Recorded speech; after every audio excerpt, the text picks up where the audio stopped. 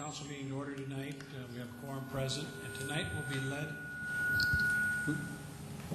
we'll be led in the invocation by Father Michael Griffin from Christ the King Church here in Sioux Falls. After the invocation, we'll have the Pledge of Allegiance, so I'd ask everyone to rise at this time.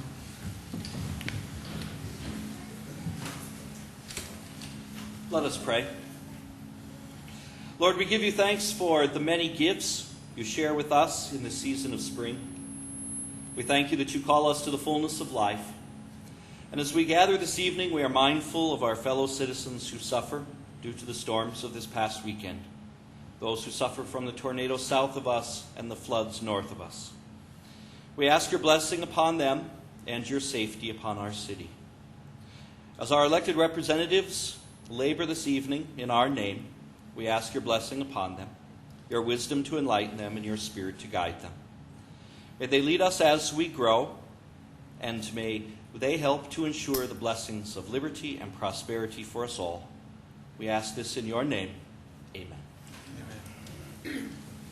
Pledge allegiance to the flag of the United States of America and to the republic for which it stands, one nation under God, indivisible, with liberty and justice for all.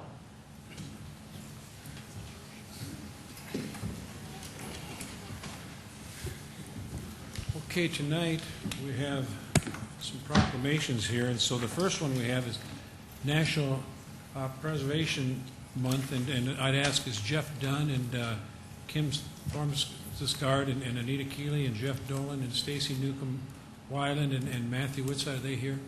If they are, just would you just come up here, because we're just, if you all come up here and it's easier than for me to try to struggle down there.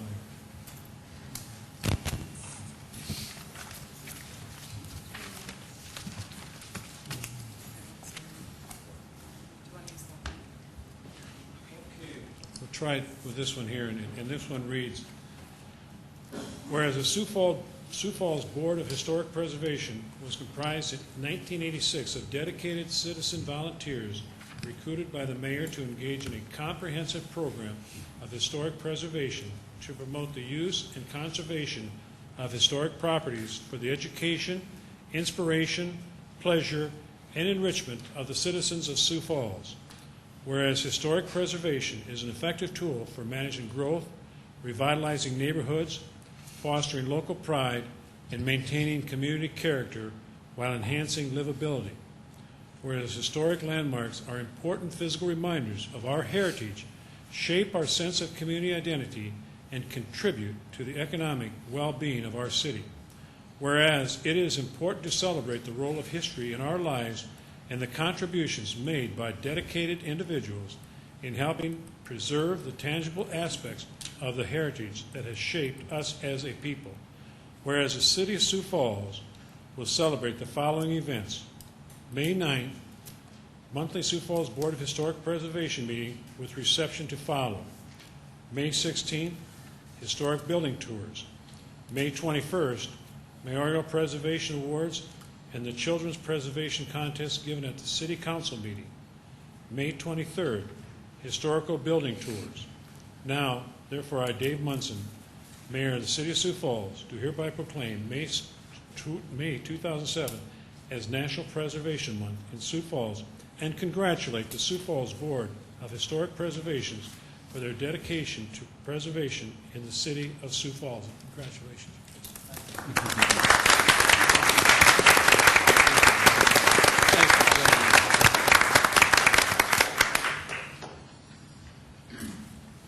Next, we have the Volunteers of America Dakota's Day. Pam, are you coming up? Pam Bollinger.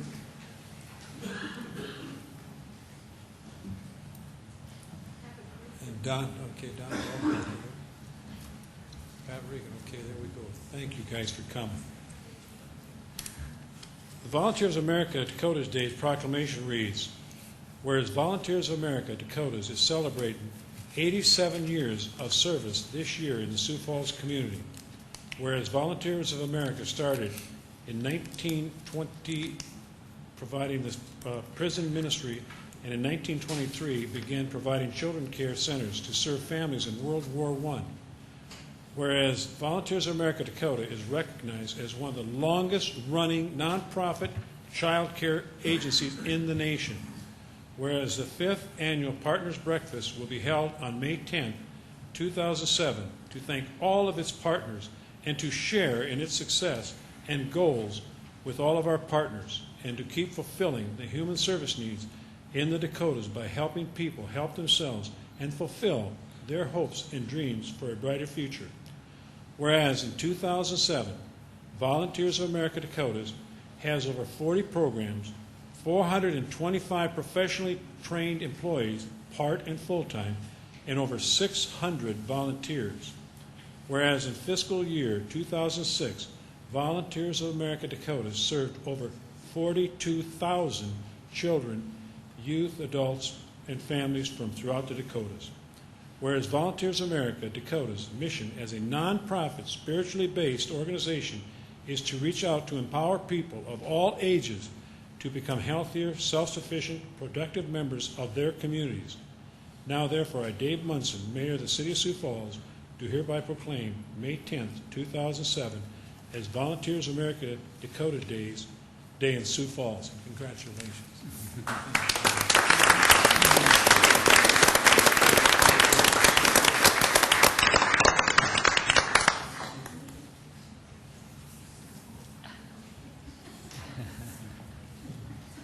And then we have the American Legion Poppy Days, and Miss Poppy, Alicia Moyer, and Jan Knutson and Darlene Fletcher are all here.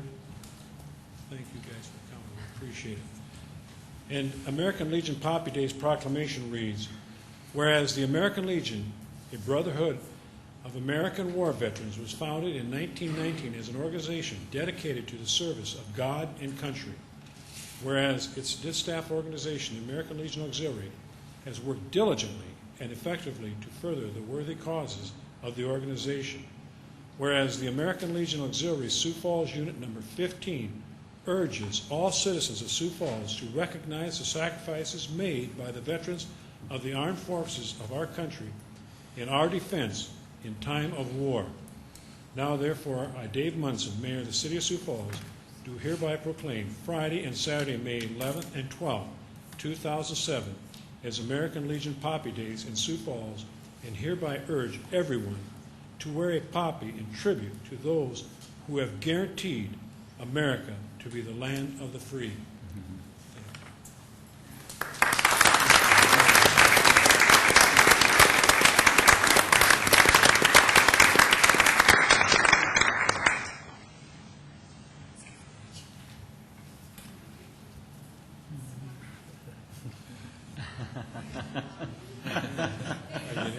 Thank you.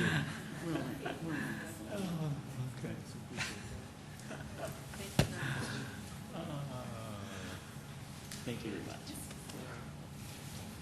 Thank you. Thank you. Thank you.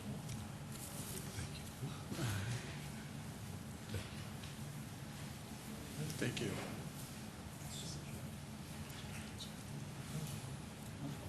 I got mine. Okay, let's get started. Is there any motions or additions? There's a motion to approve the consent agenda. I so move. Knutson. Knutson, is there a second? Second, Jameson. Jameson seconded. Further comments to approve the consent agenda? No further comments. All in favor of that motion to approve the consent agenda will vote yes. Those opposed will vote no. Councilmember Staggers? Yes. Benninga? Yes. Brown? Yes. Costello? Yes. Jameson? Yes. Kavanaugh? Yes. Knutson? Yes. Litz? Yes. Consent agenda is approved 8-0. Is there a motion to approve the regular agenda? So moved, Jameson. Jameson moved. Is there a Second, Benninga. Benninga seconded. Further comments on the, or motions on the regular agenda? Seeing none, all in favor will vote yes. Those opposed vote no. Councilmember Staggers? Yes. Benninga? Yes. Brown? Yes. Costello? Yes. Jameson? Yes. Kavanaugh? Yes. Knutson? Yes. Litz? Yes. All members present have voted. The regular agenda has been approved 8-0. This is the time that we set aside for public input. Anyone wishing to address the council for a period of 5 minutes we'd ask them to come forward and identify themselves and give us their address. Anyone wishes to address the council for a period of 5 minutes. I see no one coming forward, so we will move into the regular agenda then. And item 19.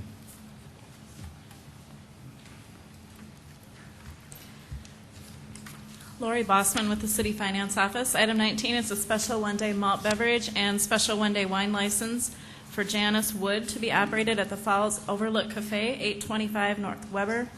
This would be for a private company event on May 17, and also to authorize publication of the notice on 4/27 to set the hearing date. Questions of Lori on item 19? Others that wish to address the council on item number 19? Council discussion or action? I move for approval. Knutson. Knutson moves. Is there a second? Second, Benninga. Benninga seconded. Further comments on the motion to approve? No further discussion? All in favor of that motion will vote yes. Those opposed vote no. Councilmember Staggers? Yes. Benninga? Yes. Brown? Yes. Costello? Yes. Jamison? Yes. Kavanaugh? Yes. Knutson? Yes. Litz? Yes. All members present have voted. Item 19 has been approved 8-0. Item 20. Item 20 is an appeal, conditional use permit, 2821 South Minnesota Avenue to operate a motor vehicle dealer license to sell and display motor vehicles at the location currently used for a car wash. Planning Commission denied this at the April 4th, 2007 Planning Commission meeting with a split vote, 3 yes, 4 no. Mike Cooper, Planning and Building Services. Based on our zoning ordinance provision, there is a ability for anybody to appeal a conditional use permit after action by the City Planning Commission to the City Council. And tonight we have an application, or I should say an item that has been appealed by the applicant for the automobile dealer's license. The property is located in the northwest corner of 37th and Minnesota. There's currently a car wash business on this property which has been in place for a number of years. The owner is the applicant requesting approval for the conditional use permit to operate an automobile dealer's sale and display of motor vehicles, I should say. By state law, in order to get a state dealer's license, they have to meet all local zoning regulations, and our zoning ordinance requires a conditional use permit in order to allow for the sale of automobiles.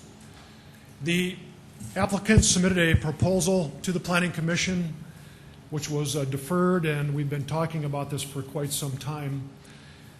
As part of the staff recommendation, we included some proposed stipulations that if this were to be approved, that it would be limited to no more than 2 vehicles on site, and the applicant has received permission of the property owner to the north for permission to display 3 vehicles.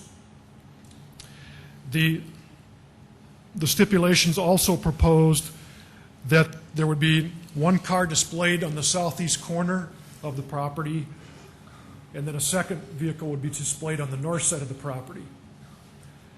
The balance of all the cars that you see on this plan are those that would either be using the car wash or that would be parked in front of the office building for customer parking. So this is what had been proposed to the Planning Commission, and as you see, the vote was a split vote, 4-3 against this request. And if I could summarize, the Planning Commissioners that voted against this were concerned about the lack of room on site for a secondary use, and also for the lack of room to display 5 vehicles, and also concerned about the precedence of allowing an auto display to be on property that we would call mixed use. In other words, if you had a strip mall with multiple tenants, then you could potentially apply for a similar request like this that would use a portion of the parking lot for the car display. Those that voted in favor of the conditional use felt that the petitioner agreed to limit the use of the property to 2 display vehicles, and that they also worked with the property owner to the north to allow for the other 3 vehicles to be displayed. So this is a case where we have a split vote.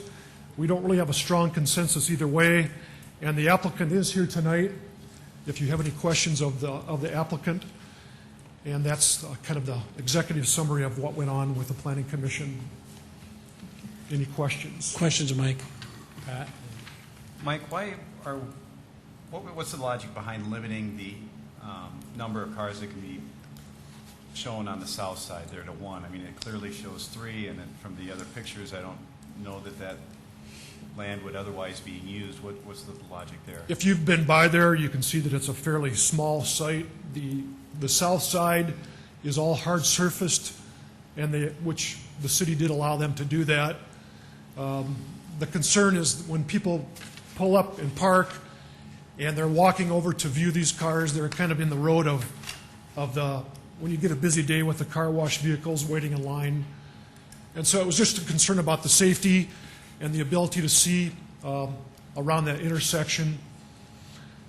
And the congestion and the safety were the two issues that were brought up with that concern. Dee?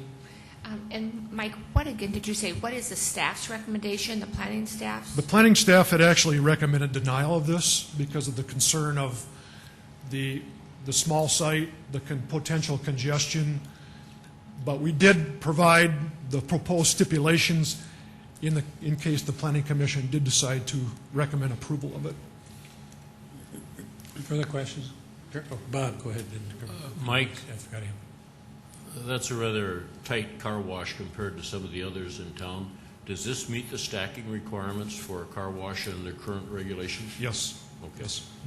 Kermit? Yeah, could we hear the applicant? I have Yeah, a couple we'll of questions. ask him. Oh, okay. Dee? Mike, one other question. Would this be any more congested here than at the convenience stores recently where we have allowed car washes? The So you have the mixed convenience use? stores that we've allowed have their own separate driveway, and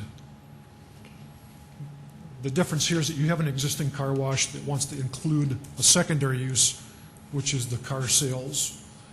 The convenience stores were approved with a car wash as a separate driveway in a separate building. Okay. Other questions of Mike? Does the applicant wish to address the council tonight?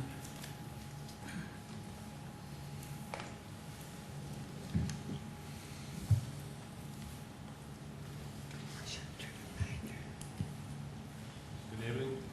My name is Arlie Brindy. I represent Chris Pappas, who's the petitioner. We were here to talk about a conditional use permit.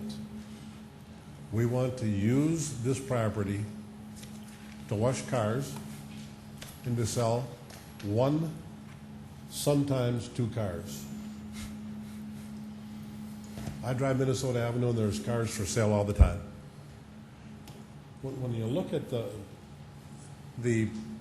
scale here, it looks busy.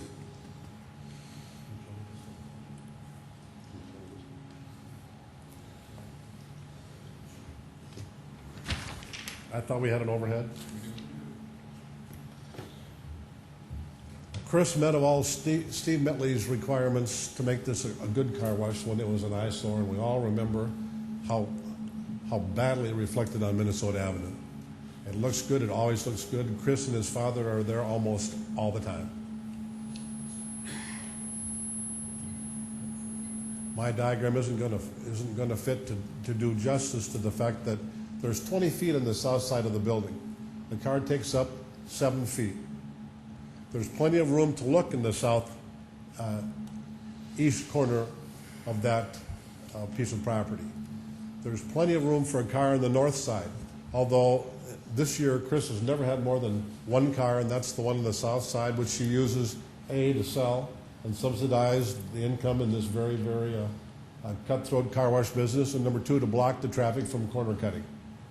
The vision from Minnesota Avenue to 37th Street is better than it is at the Billion corner, and many of the times it's better than it is at the fire station corner or the burger corner.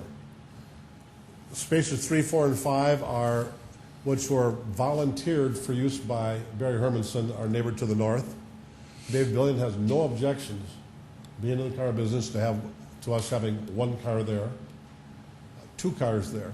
He didn't even object about the 5, but in an effort to compromise and ask you for condition to our use permit, we agreed to go to 2 and put 3 on the neighboring property.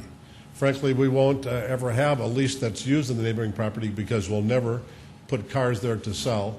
If anything, we would park employee cars on Barry Hermanson's property between his bar, the laundromat, and our property.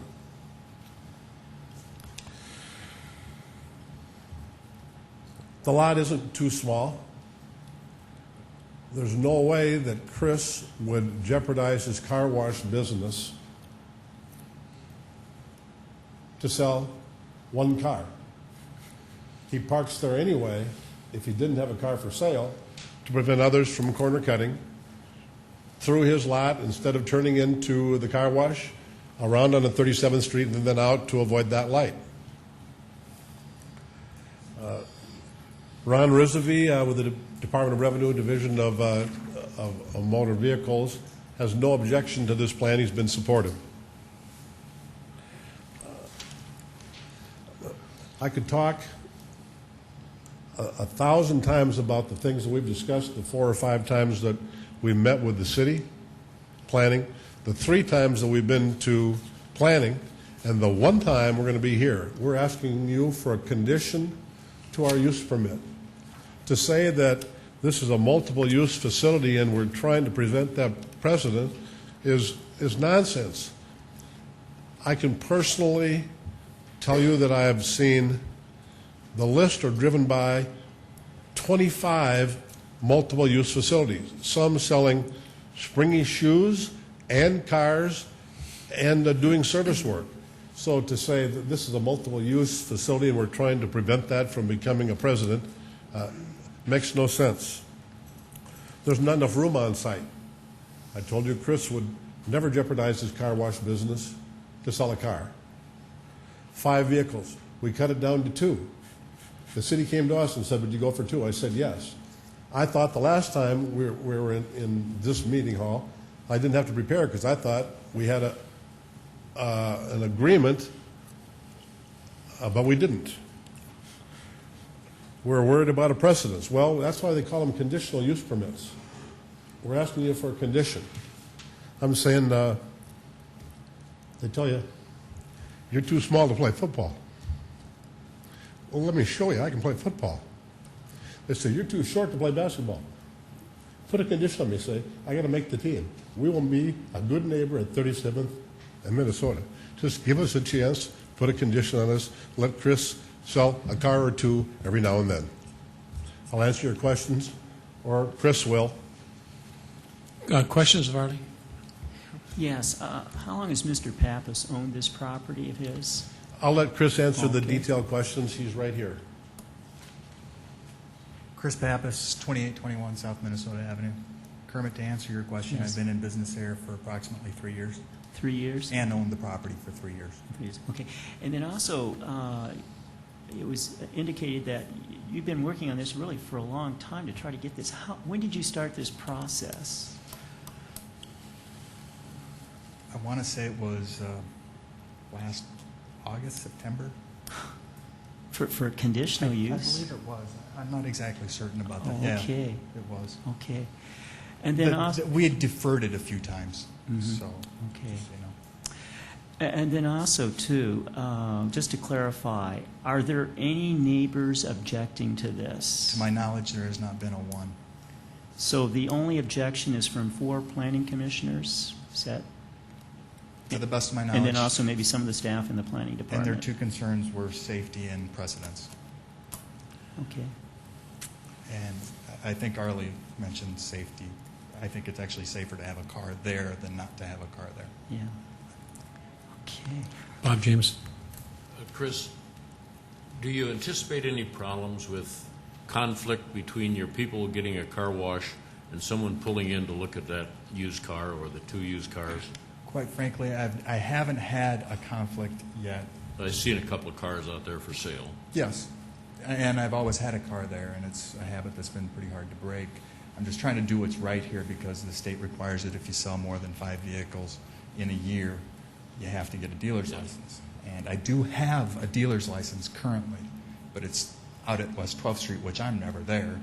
I just wanted to bring it to my office where I'm at all the time. But to specifically answer your question, could it potentially be a problem? Yeah, if 30 people came to look at the same car at the same time, but I haven't had that problem, and I don't envision that there would be that problem. Okay, thank you. Further questions? No, thank you very much. Others wish to address the council on item number 20. Further questions of the council? Council discussion or action? Move for approval. Costello moved. Is there a second? I'll second. Benninga. Who seconded? Benninga. Benninga seconded. Further comments on the motion to approve? I don't know if I can ask the question, but did you want to put a stipulation on there that no more than 2 vehicles would be displayed on site? No. Is there a motion to amend? I would add that as an amendment to stipulate no more Okay, than 2 we've got- vehicles on site for sale. Got a motion made and seconded, a motion now to, for 2 cars. Is there a second? Second, Kavanaugh. Kavanaugh seconds the motion. Go And ahead. if I could address that, and I have no objection to the cars being there, but I do think we have to make sure that the utilization of the property is not overtaxed by having more than 2 vehicles, because that is a congested site. If anybody has used that car wash, it can be congested at times just getting in and out of there. If you don't use the alley, sometimes it's tough to get in and out of that place. So I just add that for that reason. Yeah, I guess I would say that this is Chris Pappas' property. He'll know when it's congested or not. He'll know when it's going to be hurting his business if he has too many cars. So I don't think we have to make that decision here on the city council at all. Okay, we got a substitute motion to amend, and it's to allow 2 vehicles. Further comments on that motion to amend? I see no further comments. All in favor of the motion to amend will vote yes. Those opposed vote no. Councilmember Staggers? No. Benninga? No. Brown? No. Costello? No. Jamison? Yes. Kavanaugh? Yes. Knutson? No. Litz?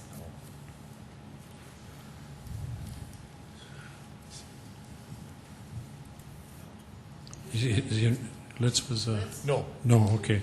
That motion failed. We're back to the main motion to approve item 20 as was presented.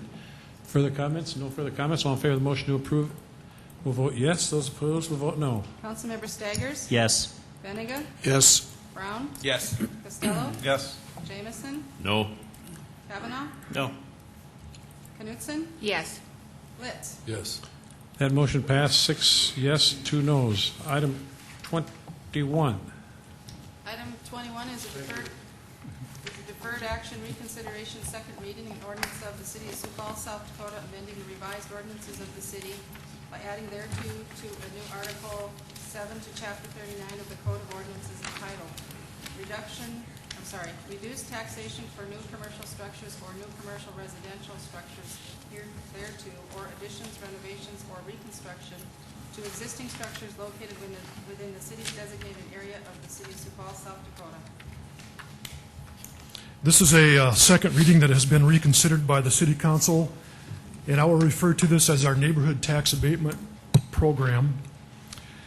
As we went through the discussion of this originally, the City Council recommended approval of 7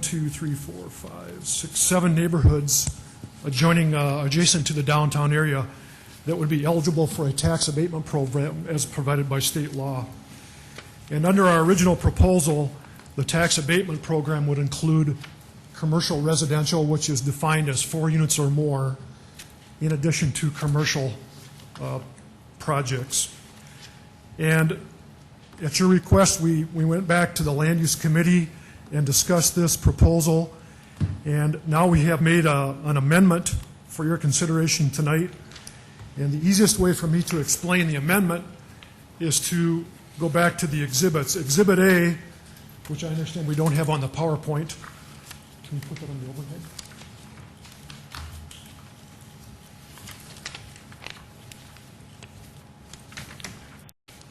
Exhibit A includes all the neighborhood locations And within those locations, the commercial residential tax abatement program would still be eligible. Again, that would be 4 units or more rental units. The amendment changes Exhibit B, which is what we're calling the Folsoms Edition. That's the neighborhood conservation program area just southwest of downtown. Within this area, in addition to the 4 units or more eligibility, we would also have some limited commercial eligibility. And in the ordinance, we've worked out with the Land Use Committee what those limitations would be. It would be limited to retail, services and trade establishments not exceeding a building footprint of 10,000 square feet. And within that definition, we would exclude adult uses. We would exclude off-sale alcoholic beverage establishments. And we would exclude on-sale alcoholic beverage establishments when it is the principal use. We would also allow within this neighborhood only, Exhibit B, personal services, daycare centers, boarding houses, office buildings up to 10,000 square foot, up to 10,000 square feet building footprint. So those would be allowed in addition to the commercial residential, which is again 4 units or more. The other ordinance amendments on here are based on the city attorney's review of this and renumbering and changes. But the real amendment is to limit the commercial eligibility with those restrictions only to the Folsoms Edition neighborhood, and the residential eligibility of 4 units or more would apply to all the neighborhood sites that are identified in Exhibit A. And that's the easiest way that I can try to explain this to you as a result of our Land Use Committee discussion. Go ahead, Kermit. Yeah, Mike, just to clarify, so we're taking the commercial out of all the other districts except for Folsoms, is That's that correct, true? yes. And then also, too, you mentioned that this amendment went to the Land Use Committee. I mean, I'm on the Land Use Committee, and I don't remember this at all. Well, okay, I should say that we discussed this amendment at the Land Use Committee, what the changes would be. I know that the Land Use Committee said, well, at least 2 people on the Land Use Committee said, you know, take a look at this. Okay, and then that's the last I've heard of it until now. Now, I think there have been some other council members that have talked to you about this, but I don't think I was not included in that conversation, and so other people that were not on the Land Use Committee, I think, have talked to you about this. So I don't think formally the Land Use Committee has actually looked at this amendment. The Land Use Committee did look at it initially, and that was the recommendation. Okay. Then I think Pat Costello, myself, and Gerald Benniga also met with Mike concerning some concerns that were expressed by, I think, Pat Costello. So the chair, Bob Litz, and I were left out of the loop, basically. Yeah, let's go. Deborah's got it. Okay. Pardon me, I know there was a day that you came in and we did speak about and going, but you had a class that afternoon and couldn't attend. That was the Land Use Committee meeting that was scheduled. So my understanding was that was a 3 o'clock meeting that Yes. some of the council members wanted to have with Mike. And yes, I had another conflict. I could not go, but it was not a formal Land Use Committee because we have all these other people meeting at 3 o'clock. well, actually, it was a land use. We did treat it that way in the minutes, and there was a secretary there who took the minutes. And we did have both of the other Land Use Committee members there. But other councilors wanted to attend, and so they were invited to attend as well. Were you there, Bob?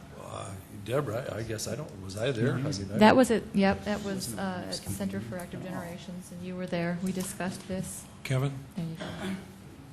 Mike, I understand the logic of placing certain restrictions on what type of businesses we will allow this incentive to. What's the logic of restricting it to that one geographic area as opposed to all 7? When we discussed the logic of making that change, The other residential neighborhoods, the main focus within those areas has been redevelopment of residential uses. Whereas in the Folsom's addition, because we do have the 10th and 11th Street corridors, a significant amount of that area is zoned commercial, but it's still used residential. We felt that the incentive, if we're going to provide an incentive for commercial developers, the focus really is in the Folsom's addition as opposed to the other areas which are more residential focused in terms of redevelopment incentive.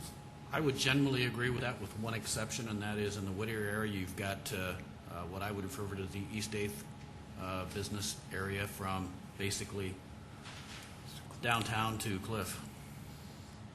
That would be excluded under this?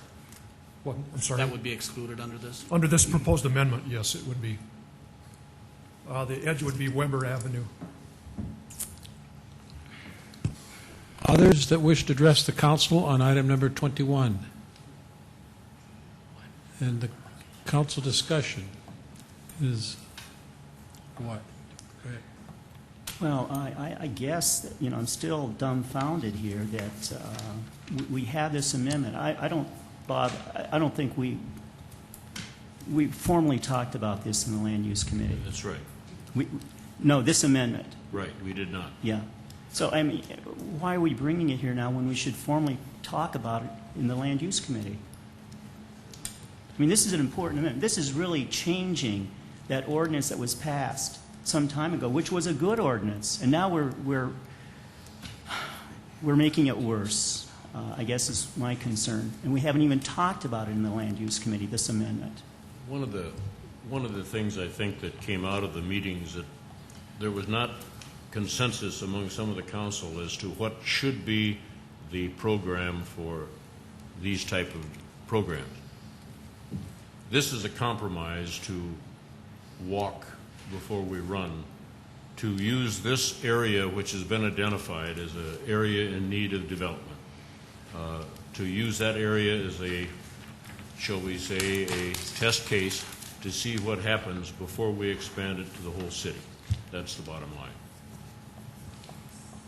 Further questions or statements, or is there any motions or? Move for approval. Move for approval, do we? Is there, Costello moves, is there a second? Second, Jameson, I think then we'll need the amendments. Okay, yep, we do. Do you want to present the amendment? And I would propose that we adopt the amendments that are presented by Mike. Do you want to just explain the amendment quickly, Mike? Yes, the amendments. Wait, let me just a second. Is there a second to the motion to amend? So moved, Benninga. Benninga moved. Okay, go ahead, Mike. The amendments would limit the commercial eligibility only to the Fossum's addition neighborhood, and the commercial eligibility is limited to retail of under 10,000 square foot building footprint. It excludes adult uses. It excludes off-sale. It excludes on-sale when that is the principal use. It allows personal service, daycare center, boarding house, an office of 10,000 square foot building footprint or less within this Fossum's addition. That's a substitute motion to amend. Everybody understand that? Questions of the motion to amend? There being none, all in favor of that motion to amend will vote yes. Those opposed vote no. Can I make a comment? Go ahead, sure. Yeah, once again, I think this is a terrible amendment. And I would encourage my colleagues on the City Council to vote against this. We had something good a few weeks ago, a few months ago, and now we're making it worse. Okay, further comments on the motion to amend? There not being none, all go ahead, Bob. I would like to say that, yeah, I do recall being out at the Center for Active Generations with this, and Kermit, you're right, it was not a formal meeting. It was kind of a brain trust, if you will, and you know, when Kevin originally proposed expanding this area, I guess my initial reaction was perhaps it is a little bit big, and I would like to see eventually these benefits extended to the rest of this district, and I believe that was our intent out there that day. But as Commissioner Jameson has said, when we start doing these tax abatements, it's going to have a lot of repercussions as far as the school district, property taxes, and a lot of things like this here. And I think that a smaller, more manageable chunk of real estate might be the way to go until we can find out the full effects of what we're doing here. Okay, we got a motion, substitute motion to amend. No further discussion. All in favor of that motion, we'll vote yes. Those opposed, will vote no. Councilmember Staggers? No. Benega? Yes. Brown? No. Costello? Yes. Jamison? Yes. Kavanaugh? Yes. Knutson? Yes. Litz? Yes. That substitute motion passed. Now we're back to the main motion as amended. Further comments on the main motion as amended? See no further comments. All in favor of approving 21 as amended, we'll vote yes. Those opposed, vote no. Councilmember Staggers? Yes. Benega? Yes. Brown? Yes. Costello? Yes. Jamison? Yes. Kavanaugh? Yes. Knutson? Yes. Litz? Yes. All members present voted. Item 21 has been approved 8-0 as amended. Item 22. Item 22 is a second reading, an ordinance of the City of Sioux Falls, South Dakota, authorizing the mayor to enter into an annexation agreement between the City of Sioux Falls and TV Real Estate, LLC. This item is being requested for a 1-month deferral to June 4th. We discussed this morning with the applicant about the deferral, and the applicant is in agreement with the 30-day deferral. The deferral would also include item 23 and item 38. All of those are related to the same topic. Item 22, 23, and 20, what was the last one? 38. 38. Move to defer item 22, 23, and 38 till the date requested. Okay, that's your motion. Is there a second? Second, Kavanaugh. I got a question. Okay, we got a motion. Okay, Who Mike- seconded? Just a minute, Okay, please. sure. Who seconded? Bob? Second, Kavanaugh. Vernon, okay. Jameson moved and Vernon second. Okay, go ahead, Kermit. I'm sorry. Mike, you said you talked to the applicant. Is that Ted Toms, I Yes. assume? At 11:01 a.m., he sent us a email saying that he didn't want to defer it. He's concerned that he's been talking about this for months and months, and nothing has happened, and he has to get going. He's invested millions in this. So that was at 11:01 a.m.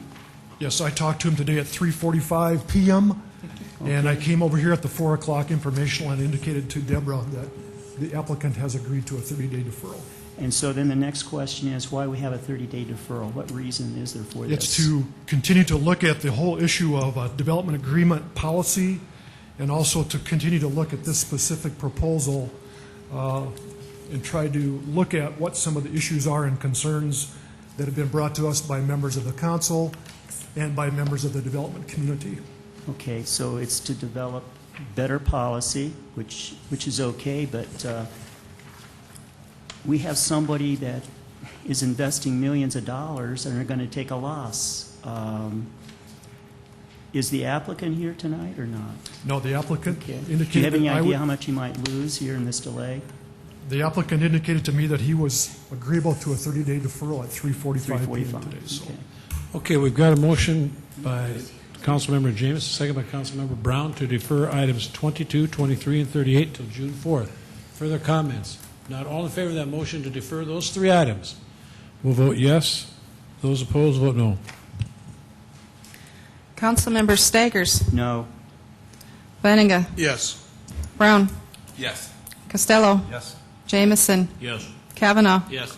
Knutson? Yes. Litz? Yes. All members present voted 7 yes and 1 no. Items 22, 23, and 38 have been deferred till June 4th. Item 24.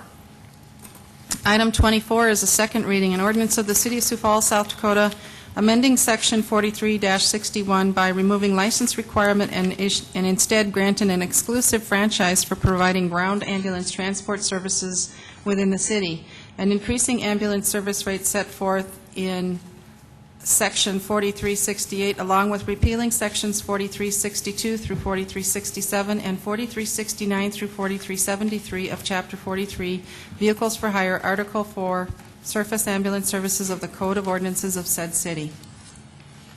Judy Buseman, Health Department. We are asking to defer this item to May 21st. We are asking REMSA to do a final question check and review on a couple of items, and would like it set again for May 21st. Okay, sir.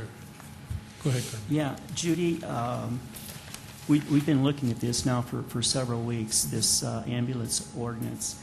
And one of the comments that I got from somebody was, why didn't we ask for an RFP, request for proposal, just to see if, another ambulance service might offer something better or maybe not as good? Why didn't we go through the RFP process? Because now we're moving in the direction of an 8-year contract. And that, I think we talked about that with the REMSA chair when they addressed, and I identified that we spent an extensive amount of time with Fitch, an independent consultant, and reviewed all the alternatives and processes, talked about the identification of an RFP, and did consider it at that time, and identified that this process was the best for the city, was still the recommendation of that study group. But again, those are some of the issues we're asking REMSA and the medical board to review one more time. Okay, so now, is it possible that we could ask for an RFP? You said we're looking into a lot of different things. We're asking them to make a final review of this draft as their recommendation. The REMSA board's recommendation. Is there... Move to defer till May Okay, 21st. James moved. Is there a second? Second, Benninga. Benninga seconded. Further comments on the motion to defer? We've got a motion to defer item 24 until May 23rd. Further comments? Seeing no further comments, all in favor of deferring item 24 until May 31st will vote yes. 21st, excuse me. 21st of May. We'll vote yes. Those opposed, vote no. Councilmember Staggers? Yes. Benninga? Yes. Brown? Yes. Costello? Yes. Jamison? Yes. Kavanaugh? Yes. Knutson? Yes. Litz? Yes. All members present voted. Item 24 has been deferred until May 21st, 8-0. Item 25. Item 25 is a second reading, an ordinance of the City of Sioux Falls, South Dakota, correcting clerical errors in certain rezoning ordinances. This is unfortunately a process that we go through periodically to come back to you with corrected legal descriptions. And tonight we have 6 items that are included within this ordinance that the council has previously taken action on. And we discovered that there were minor changes in the legal description. We're going to continue to work on this internally to try to reduce as many of these in the future as we can. Questions of Mike on item 25. Others that wish to address the council on item number 25. Council discussion or action? Is there a motion? I move for approval. Knutson moves. Is there a second? Second, Litz. Litz seconded. Further comments? See no further comments. All in favor of approving item 25, vote yes. Those opposed, vote no. Councilmember Staggers? Yes. Benninga? Yes. Brown? Yes. Costello? Yes. Jamison? Yes. Kavanaugh? Yes. Knutson? Yes. Litz? Yes. All members present voted. Item 25 has been approved 8-0. Item 26. Item 26 is a second reading, a major amendment, an ordinance of the City of Sioux Falls, South Dakota, amending Chapter 1545-070 Plan Development Districts, allowing changes in land use as reflected in the revised sub-area regulations, South 7th Avenue and East 17th Street. Planning Commission recommends approval.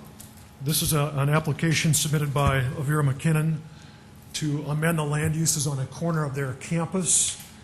The proposed land use is going to be a centralized power generating plant, and this is located within an existing parking lot area. The recommendation is to approve. We did not have any neighborhood opposition to this request. Questions of Mike on item 26. Others that wish to address the council on item 26. Council discussion or is there a motion? I move for approval of item number 26. Knutson, is there a second? Second, Litz. Litz seconded. Further comments? Seeing no further comments, all in favor of approving item 26 will vote yes. Those opposed, vote no. Councilmember Staggers? Yes. Benninga? Yes. Brown? Yes. Costello? Yes. Jamison? Yes. Kavanaugh? Yes. Knutson? Yes. Litz? Yes. All members present voted. Item 26 has been approved 8-0. Item 27. Item 27 is a second reading rezone, an ordinance of the City of Sioux Falls, South Dakota, rezoning property at West Madison Street and North Marion Road to rezone and subdivide the subject property for residential development on 76 lots and amending the official zoning map of the City of Sioux Falls. The Planning Commission recommends approval. This is approximately 40 acres of land that is being considered for rezoning tonight, and we will also be acting on the same parcel under item 39, which is the preliminary subdivision plan. The proposed land uses include the 76 residential lots as well as approximately 3 acres of multifamily residential, and the recommendation is to approve. This is for Signature Homes. Questions of Mike on item 27. Bob Litz. Mike, when would Valley View be connected from the south, from the Mary Carey Center? The exact time frame, I'm not sure of. but, Approximate ballpark. I would say within the next year or two, yeah. Very good. As this area continues to develop. It kind of depends on the timeline of when this starts to develop. Further questions of Mike on item 27? Others that wish to address the council on item 27? Is there a motion? Move for approval, Benninga. Benninga moves. Is there a second? Second, Litz. Litz seconded. Further comments on item 27? See no further comments. All in favor will vote yes. Those opposed vote no. Councilmember Staggers? Yes. Benninga? Yes. Brown? Yes. Costello? Yes. Jamison? Yes. Kavanaugh? Yes. Knutson? Yes. Litz? Yes. All members present have voted. Item 27 has been approved 8-0. Item 28. Item 28 is the second reading rezone, an ordinance of the City of Sioux Falls, South Dakota, rezoning property at West 85th Street and Pinnacle Avenue to construct a municipal water tower as part of a regional water project, and amending the official zoning map of the City of Sioux Falls. The Planning Commission recommends approval. This is approximately 2 acres. It'll be noted that Councilmember Jamison will be excused from item 28. This is approximately 2 acres of land. The intent is to rezone this to allow the city to build a future elevated storage tank. And there are 2 existing water storage facilities just to the west of this right now, which are part of the North Lincoln Rural Water System. Questions of Mike on item number 28? Others that wish to address the council on item 28? Is there a motion by the council or council discussion? I move for approval. Knutson moved. Is there a second? Second, Litz. Litz seconded. Further comments? Gerald? Mike, I just want to make a comment and a complimentary comment to you. I appreciate the fact that this time that we've been out in front of development, the last couple times that we've had this one in the neighborhood I represent became somewhat controversial, and I appreciate the fact that you've done this before the houses are built and people start to relocate, so thank you for doing that. Plus, it's in a different council district. It's in a different district. Thank you. Further comments? We got the motion been made and seconded to approve item 28. Further discussion? If no further discussion, all in favor of that motion to approve, vote yes. Those opposed, vote no. Councilmember Staggers? Yes. Benninga? Yes. Brown? Yes. Costello? Yes. Kavanaugh? Yes. Knutson? Yes. Litz? Yes. All members present have voted. Item 28 has been approved 8-0. Item 29. Item 29 is a second reading rezone, an ordinance of the City of Sioux Falls, South Dakota, rezoning property at 3000 East 6th Street to develop a 15-unit single-story apartment building and amending the official zoning map of the City of Sioux Falls. The Planning Commission recommends approval. This property is just over 1 acre in size. It's part of the Bentwood Park addition. It's currently zoned as multifamily, currently zoned office. The request is to change it to multifamily. The applicant is proposing to put in a 15-unit single-story apartment building on this site that would access off of Shepherd Avenue. Questions of Mike on item number 29? Others that wish to address the council on item 29? Is there a motion by the council or discussion? Move for approval, Benninga. Benninga moves. Is there a second? Second, Jamison. Jamison seconded.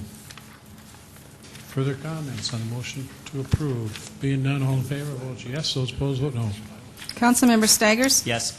Benninga? Yes. Brown? Yes. Costello? Yes. Jamison? Yes. Kavanaugh? Yes. Knutson? Yes. Litz? Yes. All members present have voted. Item 29 has been approved 8-0. Item 30. Item 30 is a second reading rezone, an ordinance of the City of Sioux Falls, South Dakota, rezoning property at West 82nd Street and South Beale Avenue to rezone the subject property for future subdivision and development of 65 single-family residential house lots and amending the official zoning map of the City of Sioux Falls. Planning Commission recommends approval.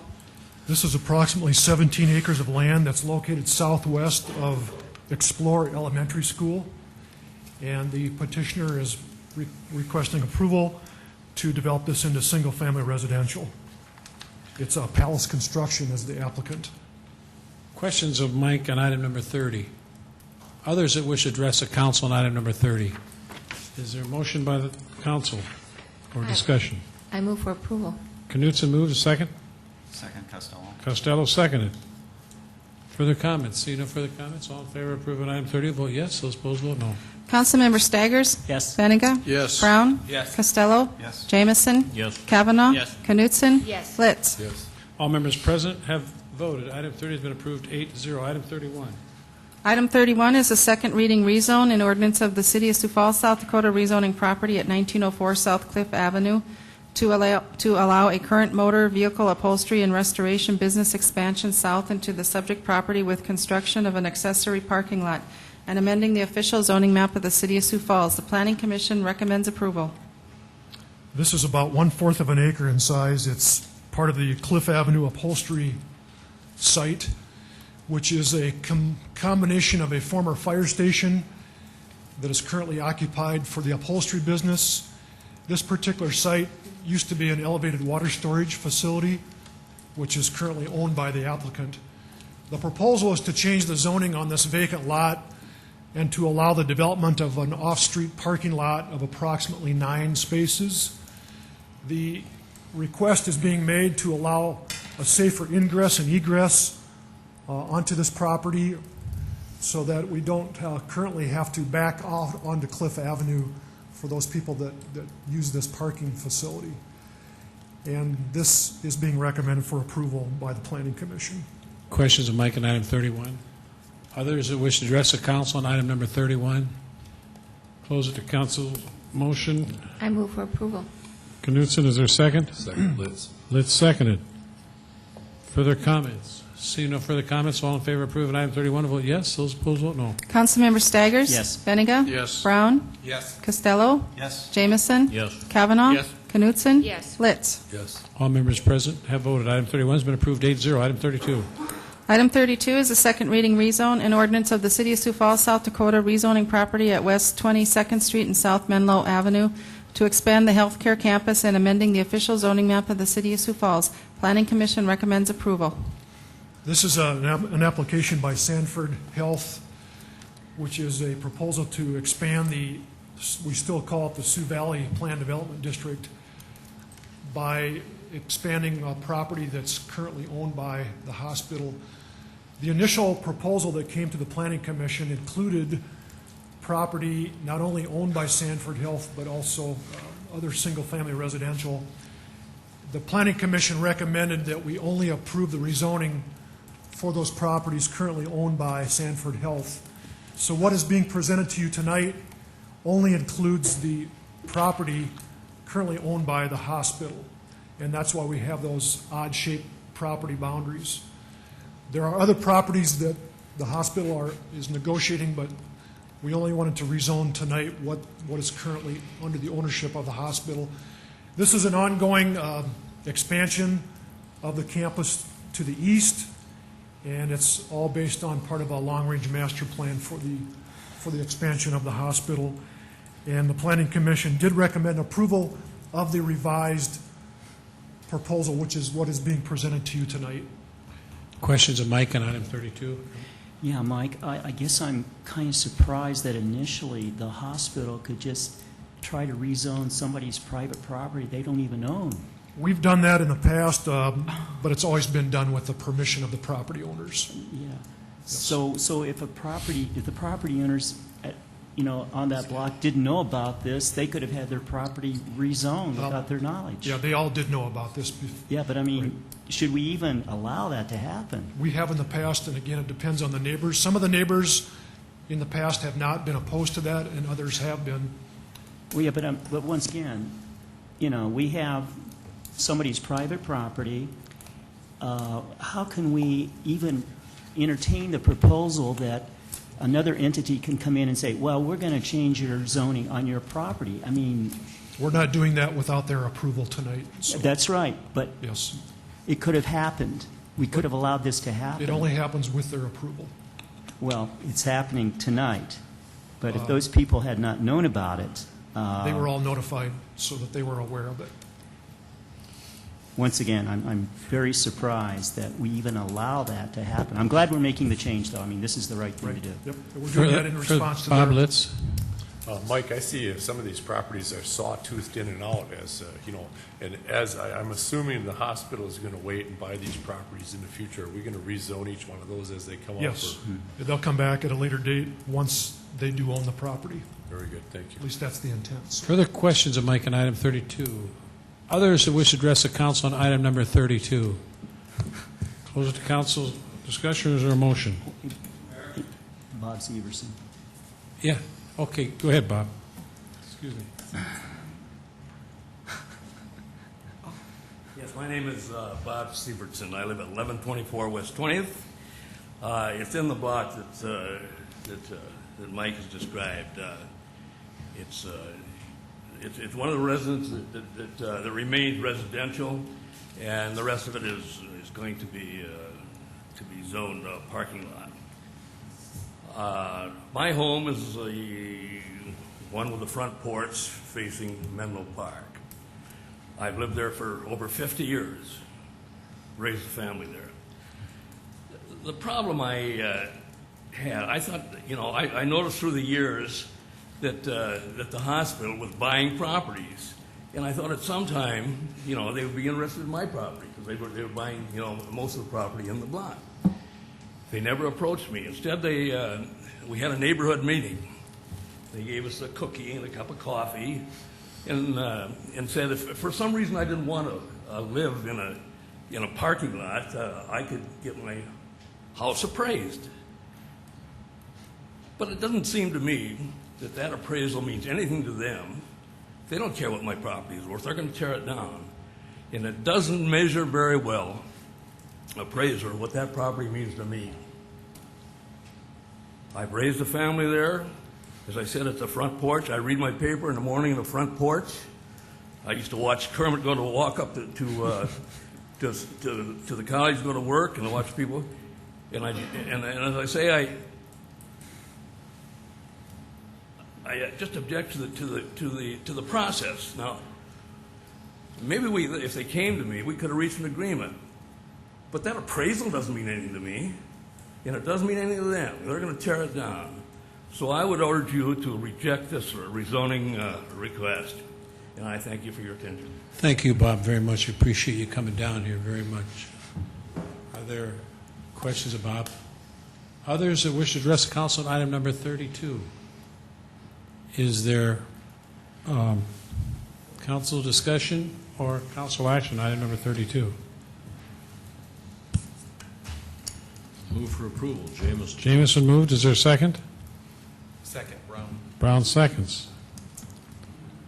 Motion been made, second. Bob? If I could, and I understand where Bob's coming from, and it is unfortunate that Progress does that to a home that somebody has attachments to. But I don't know how to avoid it. That's the problem, and so I just wanted you to know that. Kevin? Is the applicant here? I'd like to ask, why is it, and I don't know if it's true or not, but if Mr. Severson said he's never been approached by the hospital to buy his property, how can that be?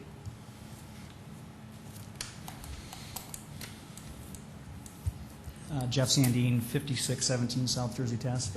I'm not aware if we have or have not approached the property owner, but I'd be happy to, after this meeting, to have a chance to talk with the landowner at this time. If I could, Mr. Chairman, would you not think it would be better to approach that person prior to this rezoning? Yeah, we have folks that do the real estate acquisition side that I'm not a part of, so I'm not sure if we've actually had that conversation. But the neighborhood meetings that we've had, we've asked people for, part of the kind of the process is if people are interested when they come forward to ask if we'll purchase their property or if we're acquiring property, that we use an appraisal process so that we have a fair market value, so that we have some ground to stand on in regards to the offering price.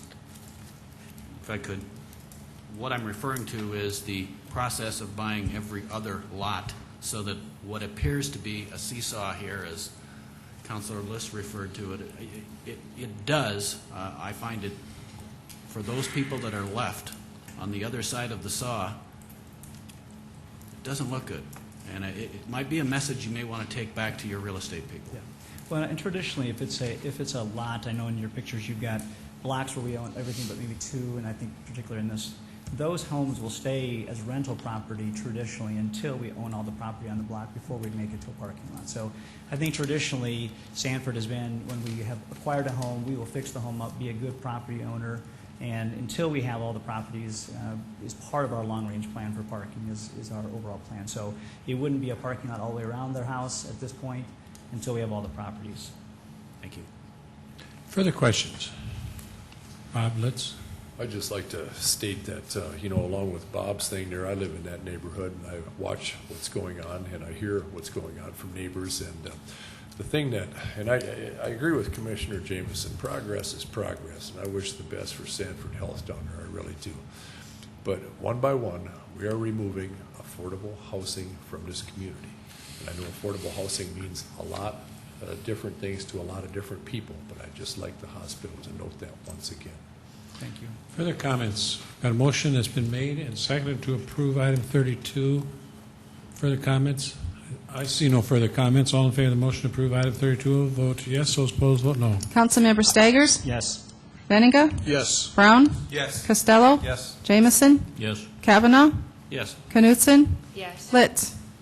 Yes. All members present voted. Item 32 has been approved 8-0. Item 33 now, Michael.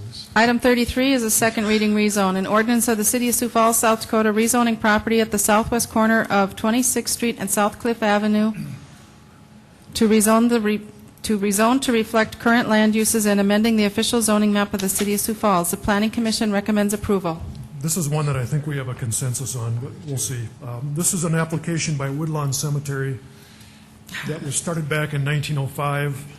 And on the exhibit, the majority of the cemetery is zoned single-family residential. And there's a corner, the southeast corner is zoned multifamily, which goes back many years ago. The Cemetery Association recently came in with a plat showing additional cemetery plots to the south. And that's what triggered the request to get the zoning amended to reflect the land use of a cemetery, which the other cemeteries in the city are zoned recreation conservation. And that's what we're doing tonight, is just amending this to reflect the land use that's there now. Questions of Mike on item number 33. Others wish to address the council on item number 33. It's a council discussion or action. This shouldn't be too tough a one here. I move for approval. Knutson, okay. Is there a second? Second, Benninger. Benninger seconded. Good. Further comments? Need no further comments. All in favor of approving item 33 will vote yes. Those opposed, vote no. Councilmember Staggers? Yes. Benega? Yes. Brown? Yes. Costello? Yes. Jamison? Yes. Kavanaugh? Yes. Knutson? Yes. Litz? Yes. All members present voted. Item 33 has been approved 8-0. Item 34. Item 34 is a second reading, an ordinance of the City of Sioux Falls, South Dakota, providing supplemental appropriations.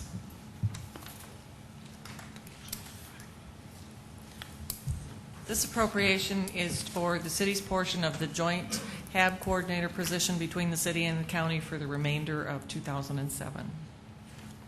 Questions of Judy on item 34? Yeah, Judy, where's the locator going to be at? Where are they going to be housed? Yes. Their office will be with the County Human Services Department. Judy, would you please tell the public what HAB means? This is the Homeless Advisory Board that's jointly formed by the city and the county. Other questions of Judy on item 34? Others that wish to address the council then on item 34? Council discussion or action? Move for approval, Benninger. Benninger moves. Is there a second? Second, Brown. Brown seconds. Further comments? Seeing no further comments, all in favor, vote yes. Those opposed, vote no. Councilmember Staggers? No. Benega? Yes. Brown? Yes. Costello? Yes. Jamison? Yes. Kavanaugh? Yes. Knutson? Yes. Litz? Yes. All members present have voted. Item 34 has been approved, 7 yes, 1 no. Item 35.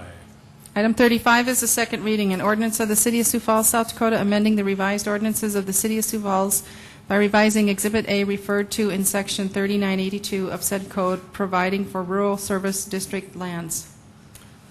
State law provides for a rural service district designation when property is annexed into a city. And as long as the property remains as agricultural, the property can be designated as a rural service district, which essentially allows it to remain at the same tax rate as it was prior to annexation. And we've done this throughout the years on a number of occasions. This would be the 96th or 98th property that would be designated as a rural service district. This property is approximately 100 acres of land west of Explorer Elementary School. It was annexed back in 2004, and at the time, the property owner, in working with the city, was under the impression that it would be, at a later date, it would be designated as a rural service district, and we discovered recently that that had not been done, and so now we're going to be going back and correcting that. And as City Attorney Gary Caldwell has stated to you in the past, the applicant would then be going back to the County Equalization Board for the tax correction, property tax correction. So we are recommending approval of this designation tonight for this property as a rural service district. Questions of Mike on item 35? Others that wish to address the council on item 35? Council discussion or action? Move for approval. Costello moved. Is there a second? Second. Let's second it. Further comments? Seeing no further comments, all in favor of that motion to approve item 35 will vote yes. Those opposed, vote no. Councilmember Staggers? Yes. Benega? Yes. Brown? Yes. Costello? Yes. Jamison? Yes. Kavanaugh? Yes. Knutson? Yes. Litz? Yes. All members present have voted. Item 35 has been approved 8-0. Item 36. Item 36 is a first reading, an ordinance of the City of Sioux Falls, South Dakota, establishing a 911 emergency telephone reporting system to be managed by Minnehaha County. Mr. Mayor, Yes. this ordinance, which is set for first reading tonight, comes to the full council on the recommendation of the Metro Management Council. State law allows counties or cities, whoever is operating a center, to impose a surcharge for 911 services. That surcharge right now is limited to 75 cents per month per line. In the past, because Sioux Falls, the City of Sioux Falls, was more of a silent partner in the operation of the center than an active partner, the two counties levied the surcharge within the city limits of Sioux Falls. Because Sioux Falls is now a very active partner in the management of Metro Communications, it is the belief of the cities and the city and the counties that the city should adopt its own surcharge ordinance for areas within the city. That's what this ordinance does. It would give the city control of the funds. Questions of Gary on item 36? See, Gary, right now in Sioux Falls, we pay 75 cents per line, is that right? Per month, yes. Or, yeah, per line per month. Are we anticipating raising that? We cannot raise it, only the state legislature can raise it. Further questions? Gary and Kevin? So what is the practical result of this ordinance?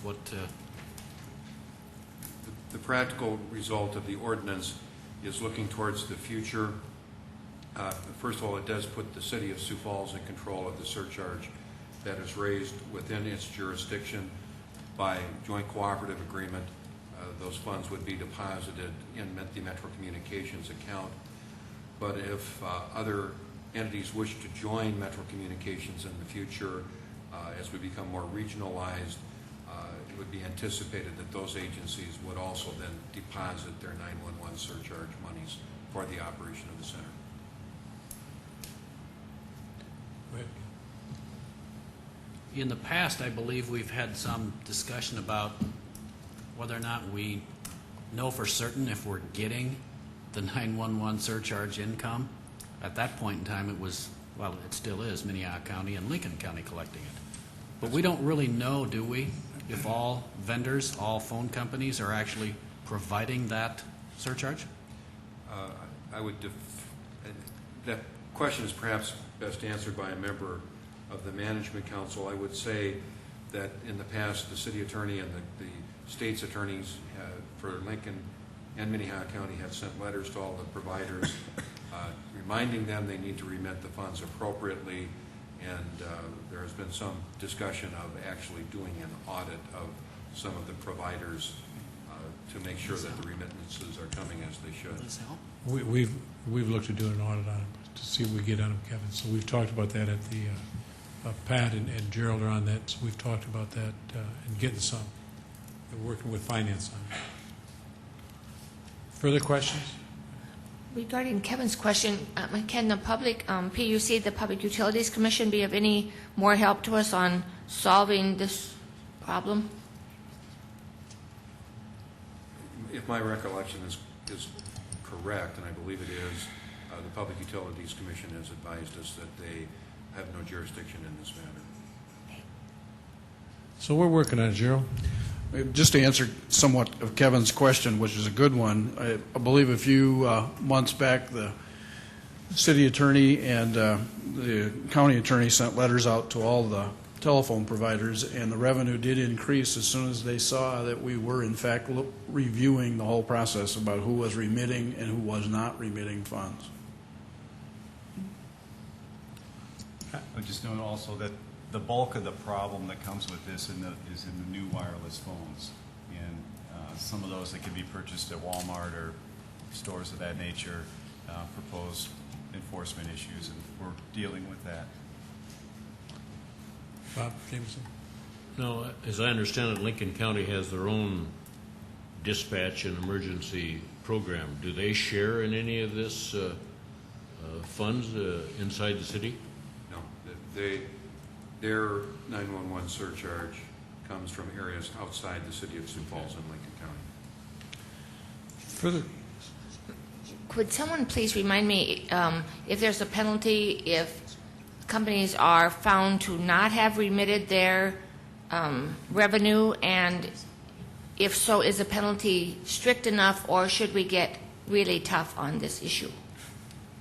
Mr. Mayor, there is no penalty provided by statute for the failure to remit.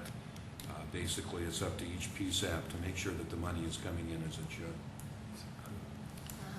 further comments on item 36? Yeah, just a clarification. Gary, right now when the 911 surcharge is, who's collecting it? I mean, we have, where's it sent to? Is it sent to the county? Yes. Okay. Further questions on item 36? Not, is there a motion to set the hearing date for item 36 for May 14th? So moved, Jameson. James moves. Is there a second? Second, Benninga. Benninga seconded. Further comments? Not all in favor of setting the hearing date for item 36 for the second reading for May 14th will vote yes. Those opposed vote no.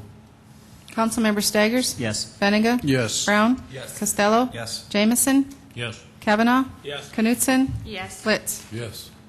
Item 36, the hearing date has been set for May 14th, 8-0. Item 37. Item 37 is a first reading, an ordinance of the City of Sioux Falls, South Dakota, amending the revised ordinances of the city by revising the calculation of taxes found in Article 5, reduced taxation for new industrial structures, additions thereto within the city, and Article 6, reduced taxation for new industrial, commercial structures, additions thereto within downtown center designated urban renewal area. Staff would like to request that this item be withdrawn tonight. This is a proposed amendment to our existing tax abatement ordinances for industrial structures and for the downtown area. And what we would like to do is withdraw this tonight. We have representatives of the Chamber, the Development Foundation, and Main Street Sioux Falls that would like to have a future meeting with the City Council Land Use Committee and talk about our tax abatement program in general.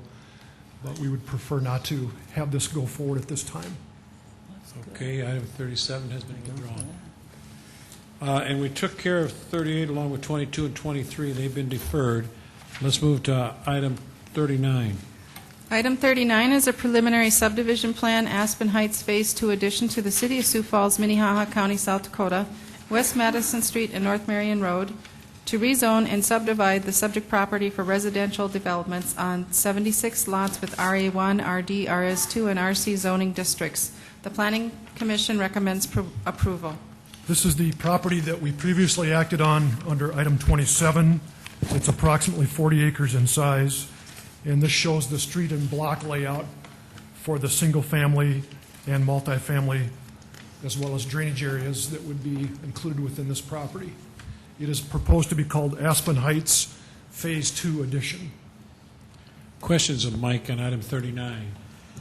Others that wish to address the council on item 39? Council discussion or action? Move to approve, Litz. Litz moved. Is there a second? Second, Kavanaugh. Kavanaugh seconded. Further comments?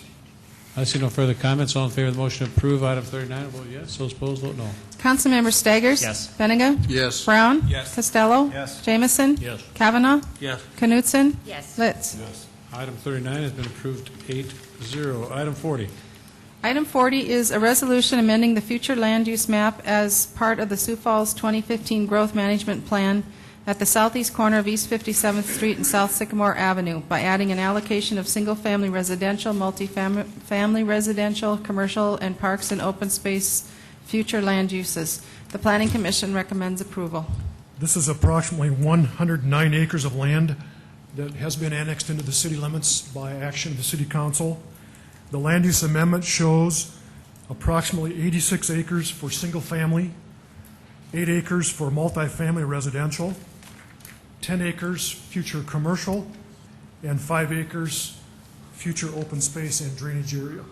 And this is being recommended for approval as an amendment to our land use plan. Questions of Mike on item number 40? Others that wish to address the council on item number 40? Close the council discussion or action. I move for approval. Knutson moves. Second? Second, Jameson. Jameson seconds. Further comments? No further comments? All in favor of the motion approve, vote yes. Those opposed, vote no. Councilmember Staggers? Yes. Benega? Yes. Brown? Yes. Costello? Yes. Jameson? Yes. Kavanaugh? Yes. Knutson? Yes. Litz? Yes. All members present have voted. Item 40 has been approved 8-0. Item 41.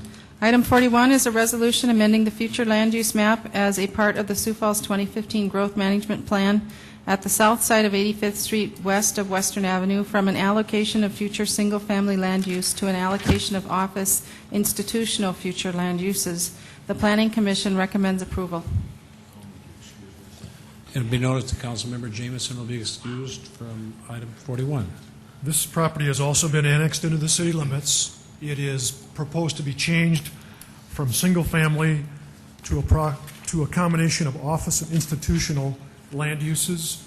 It is approximately 11 acres in size, and it's going to be adjacent to our future elevated water storage site.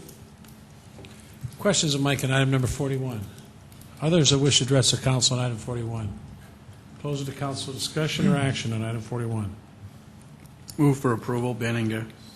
Benninger moves. Is there a second? Second, Costello. Costello seconded. Further comments? See no further comments? All in favor of approving item 41, vote yes. Those opposed, vote no. Councilmember Staggers? Yes. Benega? Yes. Brown? Yes. Costello? Yes. Jameson? Kavanaugh? Yes. Knutson? Yes. Litz? Yes. All members present voted 7 yes, 1 excused. Item 41 has been approved. Item 42. Item 42 is a resolution including certain contiguous territory within the corporate limits of the city of Sioux Falls, South Dakota, East Side Baptist Church at 49th Street and South Dakota Highway 11. This is a parcel of approximately 42 acres in size, and it's in the northeast corner of Highway 11 and 49th Street. And the applicant is the Eastside Baptist Church, and the recommendation is to approve this petition for annexation. Questions of Mike on item 42? Others who wish to address the council on item 42? Council discussion? I move for approval. Knutson moved. Is there a second? Second, Benninger. Benninger seconded. Further comments? See no further comments. All in favor of the motion to approve, will vote yes. Those opposed will vote no. Councilmember Staggers? Yes. Benega? Yes. Brown? Yes. Costello? Yes. Jameson? Yes. Kavanaugh? Yes. Knutson? Yes. Litz? Yes. All members present have voted. Item 42 has been approved 8-0. Item 43. Item 43 is a resolution including certain contiguous territory within the corporate limits of the city of Sioux Falls, South Dakota, 57th Street and South Dakota Highway 11. This is located just to the south of the previous request that we acted on. This is approximately 53 acres of land. Again, it's on the east side of Highway 11 and the north side of 57th Street. And this is by petition. The property owner is listed as Robert Ray Farms Limited Partnership, and the recommendation is to approve this annexation petition. Councilmember Jameson will be excused from item 43. Questions of Mike on item 43? Others who wish to address the council on item number 43? Council discussion or action? Move to approve, Brown. Brown moves. Is there a second? Second, Benninger. Benninger seconds. Further comments? See no further comments. All in favor of the motion to approve, vote yes. Those opposed, vote no. Councilmember Staggers? Yes. Benega? Yes. Brown? Yes. Costello? Yes. Kavanaugh? Yes. Knutson? Yes. Litz? Yes. All members present have voted 7 yes, 1 excused. Item 43 has been approved. Item 44. Item 44 is a resolution approving a joint cooperative agreement for mosquito control between the City of Sioux Falls and Lincoln County, South Dakota. So we have had an expanded program for mosquito control for 5 years in the city and then also with Minnehaha County. This is the second year for a cooperative agreement with Lincoln County. I'll give a quick review. It is essentially the same activities as we had last year, that with the city will work in the 2-mile perimeter on outside to the south into Lincoln County and provide the services, larviciding, spraying for those areas, plus as other residential areas around the golf courses and other areas outlying in the county as requested by the county. We will also provide trapping and identification services of mosquitoes, so that's a good indication of when to spray, and will be a coordinated spray then across Lincoln and Minnehaha County for these to give a better control, and set the budget as identified at $60,378. Otherwise, there's really no change other than to change the budget from last year. Questions of Judy on item 44?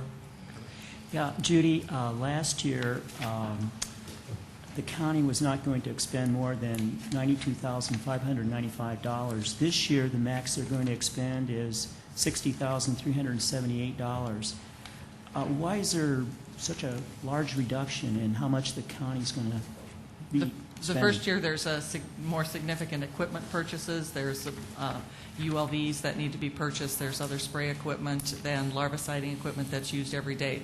Right now, this really just covers the chemicals, the use of that equipment's maintenance on it, all the trapping, the staffing, the provision of the services with that were funded. Okay. Then also, too, it says, any cost in excess of those indicated in this agreement are the responsibility of the party incurring the additional expense. I guess the main thing I want to make sure is we're not going to be subsidizing Lincoln County. We would go up to our expense, and then from that point forward, they'd have to agree to additional costs. Okay. We had that happen last year in the same fashion. We had to do more testing. The season was longer, and then they agree at that point in time for additional costs. Okay. Further questions of Judy on item 44? Others who wish to address council on item 44? Council discussion or action? So motion approved. Move for approval. Benninga. Benninga moves. Second. Second, Jameson. Jameson seconds. Further comments? Seeing no further comments, all in favor of the motion to approve item 44, vote yes. Those opposed, vote no. Councilmember Staggers? Yes. Benega? Yes. Brown? Yes. Costello? Yes. Jameson? Yes. Kavanaugh? Yes. Knutson? Yes. Litz? All members present have voted. Item 44 has been approved 8-0. Is there a motion to adjourn? Move to adjourn. Second? Second. Okay, we got a motion. All in favor of the motion to adjourn, vote yes. Those opposed, vote no. Councilmember Staggers? Yes. Benega? Yes. Brown? Yes. Costello? Yes. Jameson? Yes. Kavanaugh? Knutson? Yes. Litz? We stand adjourned.